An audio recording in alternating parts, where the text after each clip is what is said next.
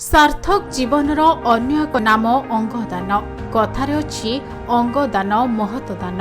अंगदान एवं अंग प्रतिरोपणर आवश्यकता थिबा रोगीक निमंते एही जीवन प्रदानकारी महत दिवसर संपर्क में व्यापक सचेतनता सृष्टि लक्ष्य दुई छात्र कहार आखि आउ काहाकू देखाई पारे दुनिया, कहार अंग आउ कहार जीवन बंचाई पारे।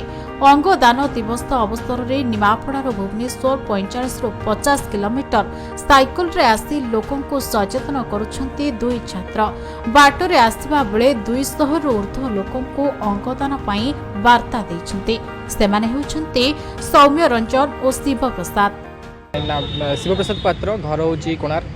आज हूँ अगस्त 13 तारिख विश्व अंगदान दिवस। एथि आम एक सचेतनता साइकेल यात्रा निमापड़ारू भुवनेश्वर दीर्घ 45 ରୁ 50 किलोमीटर साइकेल यात्रा करी आम आसी भुवनेश्वर पहुँचीचु। आई जो दिन आमर उद्देश्य हूँ कि आम लोक मानू किपर भाव अंगदान संपर्क में सचेतन करूँ, कारण ये अंगदान संपर्क में अनेक लोक सचेतन नुहंती और यहाँ ग्रामांचल हो कि सहरांचल स्तर में लोक मैंने आवान नुहत। से आम भाविलु कि ये जो कार्यक्रम को हाथ नबू और लोक मानू ए संपर्क में लोक मैंने सचेतन करूँ। आईटा प्रथम थर आम दीर्घ 2 वर्ष है जो कार्यक्रम को करुचु। आम गत वर्ष कोणार्क पुरी साइकिलिंग करूँ। ए वर्ष आम भाविलु टे अधिक उच्च स्तर को नहीं आम निमापड़ारू भुवनेश्वर साइकेल यात्रा करूँ। बाटर आसवा समय आम अनेक लोक पुरुष हूँ महिला हूँ आम अंगदान महत्व संपर्क में सचेतन करूँ। आउ समस्ते अधिक अधिक सचेतन हूँ और अंगदान करने आगू आसतु। आईटा आमर मोटो। आउ समस्ते अंगदान कले अनेक लोक जीवन बंची पार। आम मृत्यु तो अटकई पार नहीं, किंतु अंगदान माध्यम आम अनेक लोक जीवन बंचाई पार। सौम्य रंजन महाराणा, घर आंबडीह, बालीपटना ब्लॉक आंबडीह। मुझे Nimapada college PG student mathematics. आम ये बहुत पदक्षेप ग्रहण करूँ। निजे अंगदान पदक्षेप नहींचु एवं यह मोर निजस्व कथा कहूँ। मो छोट बेलू आम घर एपाई इन्स्पायर होती।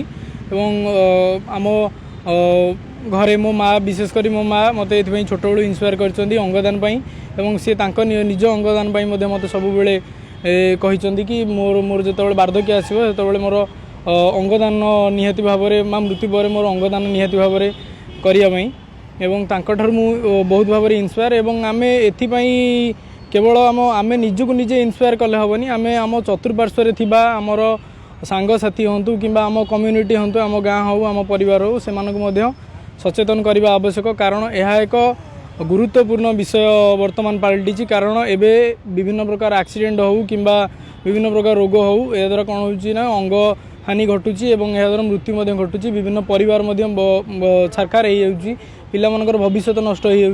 एमको रक्षा करने गोटे परिवार को बचाइवाई बा कम्युनिटी गोटे शांतिपूर्ण भाव सृष्टि करने आम आम अंगदान करवा उचित। कारण आम अंग जो मृत्यु पर आम अंग पोड़ीदेवा द्वारा से किसी लाभ हो नहीं। आम शरीर तो आमर हिंदू धर्म अनुसार आम शरीर पोड़ा हवा आवश्यक, किंतु आमर अंगटा आम जदि अन्य जन को दौचे तेणु आम अंग पाई आउ जड़े जीवन पाइब एवं ता भितरे आम आम जीवन को आउ थे पुणी सृष्टि करिपरिबा। सौम्यरंजन निमापड़ा स्वयं शासित महाविद्यालय रे गणित रे स्नातकोत्तर करुवा बेले शिव प्रसाद साहित्य रे स्नातकोत्तर करिसेंते। वर्तमान रो सांप्रतिक समय रे लोके विभिन्न दुर्घटना रे निज अंग हराउछंते।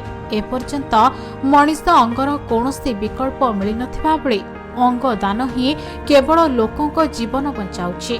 एहाकू नजर रखी सारा विश्व में अंगदान करने जनसाधारण को प्रोत्साहित करने उद्देश्य नहीं एभली कार्य करुछंती एही दुई छात्र।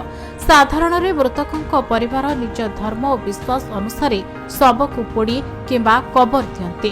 फल मृत शरीरटी आउ काहारी काम रे आसी पारि नाही, किंतु जदि पोड़ी देवा परिवर्ते मृत शरीर को दान कर दिया जाए तेबे उक्त मृत शरीर आवश्यक अंग यथा आखि, किडनी आदि बाहर करा जाए जने आवश्यक रोगी को देवा पाई आह्वान देछन्ते सौम्य रंजन और शिव प्रसाद। एथिसहित अंगदान संपर्क में जनसाधारण मध्य थिबा अंधविश्वास, भ्रांत धारणा एवं अज्ञात को दूर करबा पाई सचेतन करुथान्ते। भुवनेश्वर कपिलास बेहरा और चिरंजीव सेठी को रिपोर्ट, खबर ओडिशा।